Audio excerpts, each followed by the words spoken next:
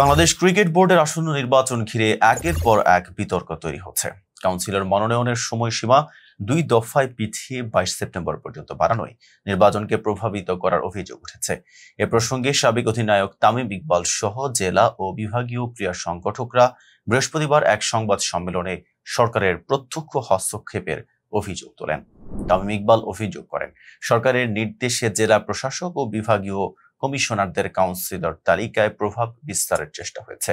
তার দাবি, ক্যাটাগরি 1 এর 10 পরিচালক পদে পছন্দের প্রার্থী জিতিয়ে আনার জন্যই মন্ত্রিপরিষদ বিভাগের মাধ্যমে নির্দেশনা দেওয়া হয়েছিল, যদিও বেশিরভাগ জেলা প্রশাসক ও কমিশনার সেটি মানেননি। ফলে বিসিবি সভাপতি নতুন কৌশল হিসেবে যুব ও ক্রীড়া সচিবকে চিঠি দিয়ে অ্যাডহক কমিটি থেকে কাউন্সিলর মনোনয়নের নির্দেশনা দেন।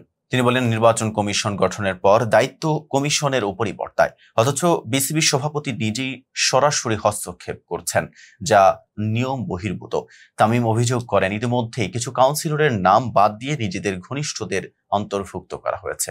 এতে নির্বাচন পরিণত হয়েছে সিলেকশনে। তিনি মনে করেন, বিসিবি সভাপতি গঠনতন্ত্র ভঙ্গ করে একক সিদ্ধান্তের সময়সীমা বাড়িয়েছেন, যা নজিরবিহীন। সংগঠকরা বলেন, ঢাকা বিভাগীয় ক্রীড়া সংস্থা ও জেলা কমিটির অ্যাডহক কাউন্সিলে মোহাম্মদ আশরাফুল ও সাথীরা জাকির জেসির জায়গায় যথাক্রমে আমিনুল ইসলাম বুলবুল ও নাজমুল আবেদিন ফাহিমকে অন্তর্ভুক্ত করা হয়েছে, যা সরকারের হস্তক্ষেপের স্পষ্ট প্রমাণ।